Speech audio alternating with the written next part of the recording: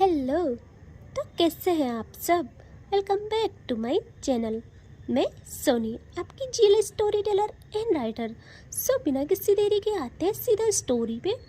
Force love का part 21 सीधे पिछले पार्ट से आगे देखेंगे। ओके। काव्या के पापा जैसे ही कहते हैं कि तुम्हारी माँ का एक्सीडेंट हो गया है, काव्या के पैरों के नीचे से ज़मीन गायब, बिल्कुल गायब। उसने ऐसा मोमेंट कभी अपनी लाइफ में नहीं देखा था। मतलब दुखी वाला फेस कभी उसके सामने आया ही नहीं था। दुखी कैसे होते हैं उससे कुछ पता ही नहीं था। उसके लिए उसकी माँ सबसे ज़्यादा ज़रूरी थी।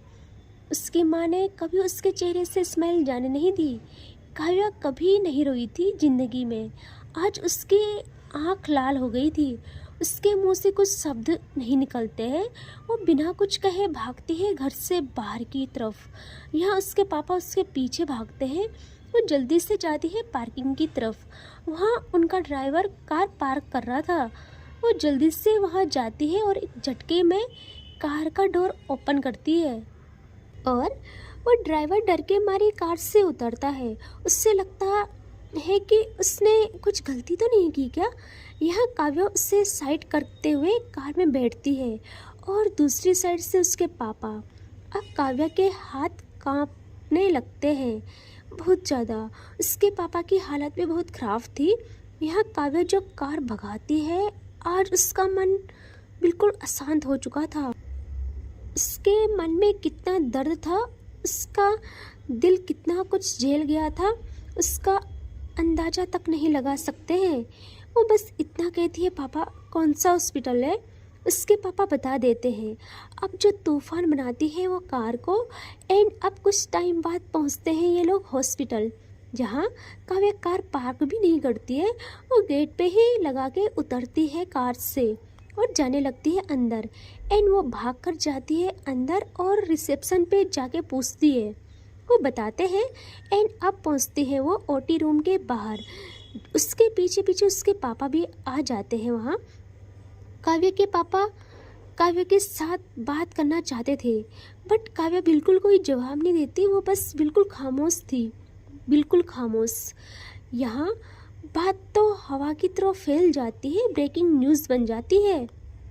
तन्वी अपने घर थी। वो जैसे ही टीवी ऑन करती है उसके सामने न्यूज़ आती है। वो वहीं स्टिफ हो जाती है। कुछ टाइम बाद उसे सेंस आता है। वो भी अपनी कीज लेती है कार की और हॉस्पिटल की तरफ बढ़ जाती है। यहाँ रिया तो घर में थी, तभी उसके पापा आते हैं और वो ये बात बताते हैं। रिया भी सुनती है। उससे पता था कि काव्या की क्या हालत हुई होगी। वो भी बिना सेकंड गंवाए पहुंच जाती है हॉस्पिटल। अब जैसे ही ये सब लोग हॉस्पिटल गए थे, यहाँ तन्वी भाग के काव्या के पास आती है और काव्या को बहुत टाइट हक कर लेती है। बट काव्या अभी भी चुप थी। उसके माइंड में इतना कुछ चल रहा था, उसे कुछ समझ नहीं आ रहा था। यहाँ अब कुछ टाइम बाद ओटी रूम की लाइट्स ऑफ होती है। डॉक्टर बाहर निकलते हैं। काव्या और सब जल्दी जाते हैं उनके पास। यहाँ डॉक्टर कहते हैं, देखिए खतरे से बाहर है, बस ब्लड ज़्यादा लॉस हुआ है।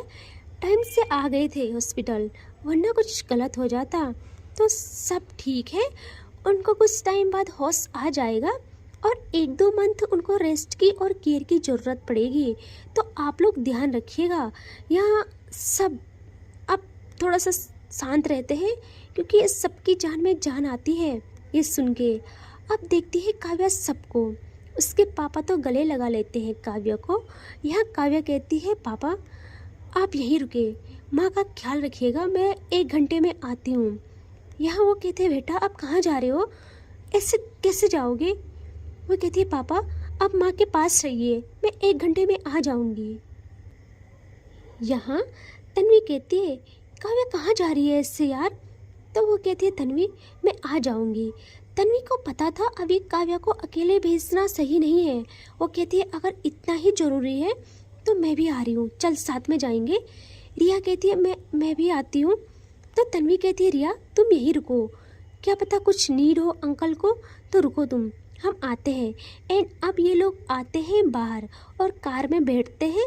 यहाँ काव्या करती है किसी को कॉल और कहती है, मेरे घर पहुँचने से पहले ये लोग मेरे सामने होने चाहिए और वो कॉल कट कर देती है। अब ये पहुंचते हैं घर, जहाँ ये हॉल में जाते हैं और वहाँ पर पहले से कुछ गार्ड्स थे और ड्राइवर भी एंड एक और बंदा था।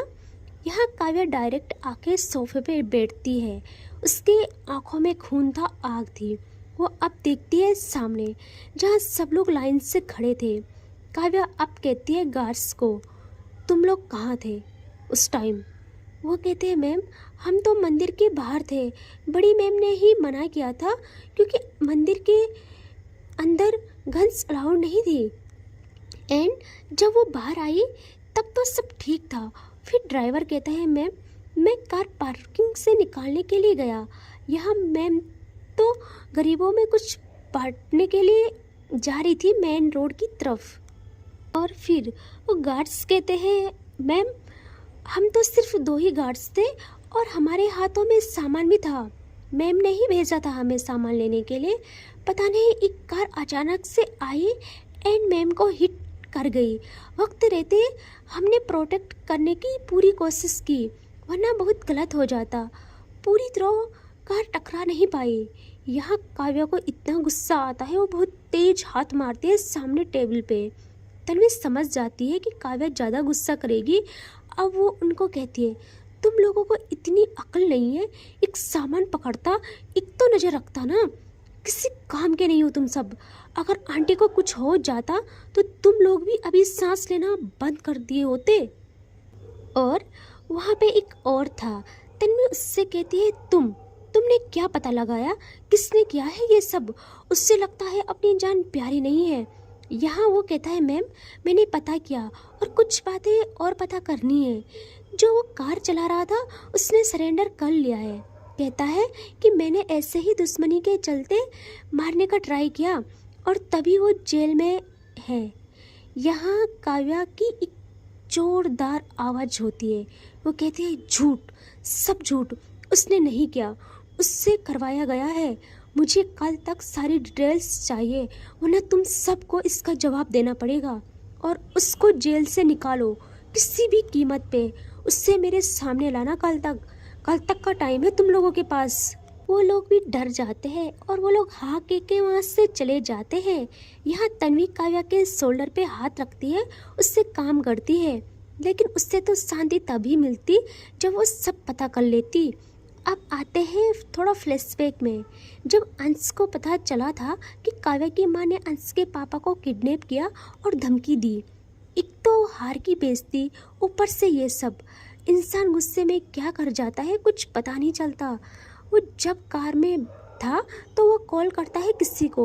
ये वही था जो काव्या के टेस्ट मैच में आया था और काव्या पे हमला करवाया था और अंश के ऑर्डर से ही किया था उसने ये सब। अंश कहता है अब इस औरत का पता करवाओ, उसकी भी अच्छी खासी पहचान थी। उससे वो रिटर्न कॉल करता है कि सर वो मंदिर गई है। एंड मज़े की बात गार्ड्स भी बस 2 ही हैं और अभी उसका पूरा फोकस पूजा करने पे है। अंश ने ही ऑर्डर दिया था कि ऐसे इंसान को भेजना जो 50 बारी जेल जा चुका हो, ताकि पुलिस पकड़े भी तो सरेंडर कर दे। एंड ऐसे ही होता है। अब ये लड़ाई बहुत आगे बढ़ चुकी थी। अब क्या ही होगा आगे यार। यहाँ आते हैं काव्या पे, जो कि अगेन तन्वी के साथ निकल जाती है हॉस्पिटल। उसकी माँ को अभी भी होश नहीं आया था। वो तो बस रूम के बाहर चक्कर काट रही थी। 1 से 2, 2 से 3 घंटे बीत जाते हैं बट कुछ नहीं। यहाँ तन्वी और रिया तो काव्या का साथ एक पल भी नहीं छोड़ते। रात हो जाती है। अब तन्वी कहती है रिया को, रिया अब घर जाओ, आराम करो। यहाँ रिया कहती है नहीं मुझे नहीं जाना, और वो काव्या के पास आती है और कहती है आपने कुछ नहीं खाया है, आप प्लीज़ कुछ खा लो। काव्या कहती है मुझे भूख नहीं है रिया, तुम खाओ और घर चले जाओ। यहाँ वो कहती है ऐसे कैसे घर जाऊँ, नहीं जाऊँगी मैं, प्लीज़ रुको मैं आपके लिए कुछ लाती हूँ। और वो वहाँ से निकल जाती है। इन कुछ टाइम बाद वो वापस आती है, उसके हाथ में खाने का बैग था। वो कहती है चलो सब लोग खाना खाते हैं, अंकल जी आप भी, आपने भी कुछ नहीं खाया। काव्या के पापा की हालत बहुत ख़राब थी। वो कहते हैं नहीं बेटा आप लोग खाओ। यहाँ तन्वी काव्या के पापा का हाथ पकड़ती है और उनको बिठाती है और कहती है रिया इनके लिए खाना लगा। तन्वी काव्या के पापा को कहती है कि आपको कसम है अंकल जी, आप खाओगे। और वो अब आती है काव्या के पास और कहती है, काव्या तुझे पता है ना, आंटी सबसे ज़्यादा प्यार तुझे करती है। इतना टाइम हो गया, अगर उनको पता चलता कि तुम भूखी हो तो सोचो वो क्या करती, उनको कितना बुरा लगता। अभी हम सबको उनका ख्याल रखना है, खुद बीमार नहीं हो जाना है। तुम सही रहोगी तो उनका ख्याल रखोगी अच्छे से, है ना। तो वो कहती है, नहीं तन्वी प्लीज़, मुझे अभी कुछ समझ नहीं आ रहा, मुझे शांति चाहिए, प्लीज़ मैं नहीं खा सकती यार, ना कुछ खा सकती हूँ और ना ही मैं कुछ कर सकती हूँ। इस टाइम मैं बिल्कुल भी अपने सेंस में नहीं हूँ। तन्वी पकड़ती है अब काव्या का हाथ और उससे बिठाती है और कहती है, एक जबान मत खोलना, बिल्कुल भी नहीं, बिल्कुल चुप रहना, समझे। यहाँ रिया अब हैंड वॉश करती है, फिर कुछ खाना निकालती है प्लेट में और वो खाना काव्या की तरफ बढ़ाती है।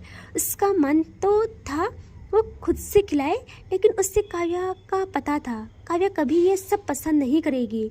यहाँ काव्या के हाथ सिवर करने लगते हैं क्योंकि उससे अपनी माँ की याद आती है, जो कभी बाहर का खाना खाने नहीं देती थी, खुद से बना के खिलाती थी। रिया जैसे ही देखती है उसका दिल यार रोने को होने लगता है। वो जल्दी से खुद प्लेट लेती है और एक बाइट बना के काव्या की तरफ करती है। काव्या देखती है रिया को और रिया काव्या को बाइट खिला लेती है। बहुत ही इमोशनल मोमेंट था यार ये। कभी कभी लाइफ में ऐसे दोस्ती भी कमानी चाहिए जो साथ दे, सुख में भी एंड दुख में भी। अब दिखाते हैं कुछ टाइम बाद जहाँ डॉक्टर आते हैं। यहाँ काव्या देखते हैं उम्मीद भरी नज़रों से। वो कहते हैं उनको होश आ गया है, लेकिन अभी एक ही इंसान चाहिए उनसे मिलने। वो काव्या कह रही है उन्हीं को भेज दीजिए। यहाँ काव्या बिना सेकंड गंवाए जाती है अंदर और जैसे ही वो डोर ओपन करती है उसकी माँ सामने सिर्फ उसका इंतजार कर रही थी। काव्या के तो हाथ पैर मानो काम करने बंद हो गए। वो खुद को किसी भी तरह अपनी माँ के पास लाती है और आज अभी उसकी आंखें बरसना शुरू करती है पहली बार। यहाँ काव्या की माँ की नज़रें तो सिर्फ अपनी बच्ची पे थी, वो तो इतना कह भी नहीं पाती, वो सिर्फ एक लफ्ज़ कहती है कि काव्या। उनका दिल फटा जा रहा था। काव्या के आंखों में आंसू बिल्कुल बर्दाश्त नहीं थे उनको। यहाँ वो और कुछ कहती, काव्या जल्दी से अपनी माँ को हक करती है, लेकिन आराम से, ताकि उन्हें प्रॉब्लम ना हो। वो फिर खुद को थोड़ा ऊपर करती है और अपनी माँ का हाथ पकड़ के पहले उनको चूमती है, फिर अपनी माँ के फोrehead पे किस करती है। अब काव्या कहती है, माँ तुम बिल्कुल ठीक हो, हाँ बस ख्याल रखना है अपना, और आप क्यों ही रखोगे, हम है ना, मैं हूँ ना, मैं आपका इतना ख्याल रखूँगी, आप जल्दी ठीक हो जाओगी। उसकी माँ बहुत धीरे कहती है, मैं ठीक हूँ बच्चा, आप बस रोना बंद करो, मुझे नहीं पसंद। वो इतना कहती है। यहाँ काव्या कहती है, आप मत बोलो कुछ, प्लीज़ आराम करो, मैं हूँ ना, यही हूँ मैं हर पल आपके पास। और माँ आपने मुझे पूरा डरा दिया, मैं कैसे बताऊँ, मैंने इन लम्हों में अपनी ज़िंदगी का सबसे बुरा फेस देखा है, मैं आपके बिना कुछ नहीं हूँ माँ, I love you so much. तो उसकी माँ स्माइल करती है और कहती है, आई लव यू मोर मेरे बच्चे। इन दोनों की आंखों में आंसू थे। अब कुछ टाइम बाद डॉक्टर आते हैं अगेन चेकअप करने के लिए। वो इंजेक्शन देते हैं जिससे वो सो जाती है। रात हो गई थी। अब काव्या के पापा के साथ तन्वी और रिया भी अंदर आते हैं। काव्या के फेस पे अब हल्का सुकून था।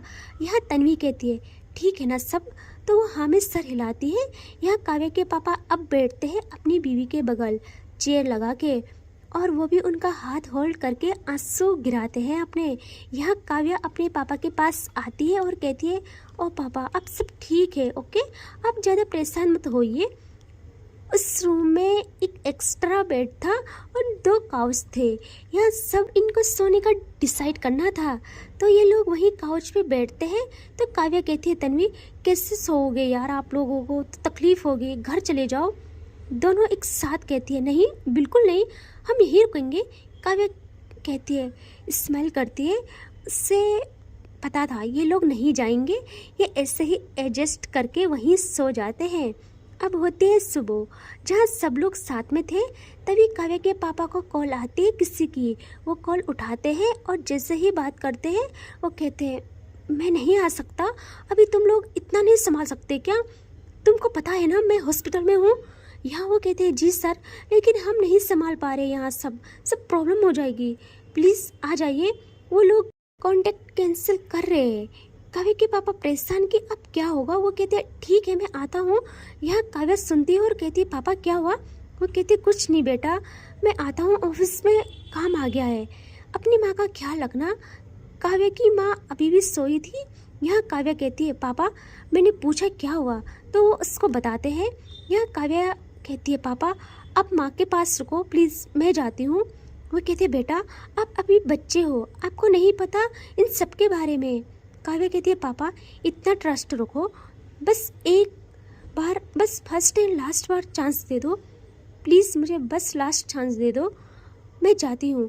कुछ ज़्यादा प्रॉब्लम आएगी तो आपको बुला लूँगी, आप माँ के पास रहना प्लीज़, उनका ध्यान रखना। उसके पापा बहुत समझाते हैं बट काव्या नहीं मानती, वो खुद निकल आती है वहाँ से। यह तन्वी भी रिया को कहती है रिया तुम यहाँ संभालना ओके, मैं इसके साथ जाती हूँ, तुम्हें पता है ना गुस्से में क्या कर लेगी, कुछ पता ही नहीं है इसका। तो रिया भी हाँ में सर हिलाती है। काव्या के पीछे तन्वी भी कार तक आती है और काव्या के साथ बैठती है। एंड अब ये लोग जाते हैं ऑफिस।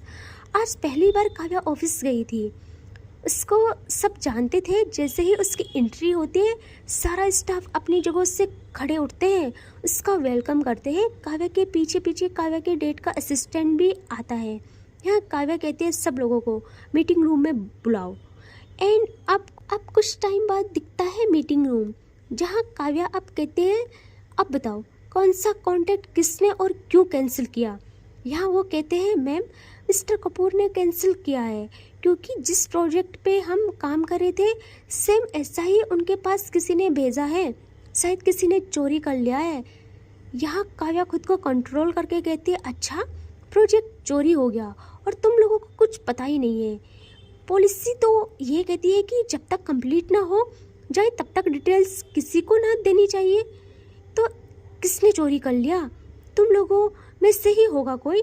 यहाँ सब डर जाते हैं। काव्या सबको एक नज़र देखती है, फिर वो कहती है सब लोग बाहर चले जाओ। सब लोग चले जाते हैं, सिर्फ वहाँ काव्या के डेट का असिस्टेंट था और तन्वी थी। काव्या अब कहती है तुम जितने भी एम्प्लॉयज़ है, स्टाफ है, जितने भी है, सबकी डिटेल्स निकलवाओ एंड बैंक डिटेल्स भी। मुझे किसी भी हाल तक शाम तक ये चाहिए, तुम्हें शाम तक का वक्त दे रही हूँ, इस मामले का इलाज चाहिए मुझे। एंड वो भी वहाँ से चला जाता है। यहाँ काव्या देखती है तन्वी को और कहती है यार तन्वी ये सब क्या हो रहा है, मुझे कुछ समझ नहीं आ रहा है, कैसे सही होगा सब। तन्वी कहती है शांत रहे यार, मैं हूँ ना, और सुन चल मेरे साथ। वो कहती है लेकिन कहाँ? तन्वी कहती है चल ना। एंड अब ये लोग आ जाते हैं एक जगह, वो एक घर था बहुत दूर सुनसान एरिया में। इनके साथ गार्ड्स भी थे। यहाँ काव्या कहती है तन्वी हम यहाँ क्यों आए हैं? वो कहती है चल ना।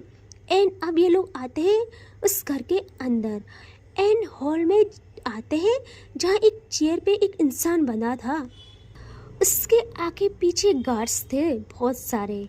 एंड वो इंसान वहाँ पे थोड़ा बेहोश सो रखा था, उसे कुछ सेंस ही नहीं था, उसका सर नीचे था। एंड काव्या जैसे ही अंदर आती है वो देखते हैं उस इंसान को।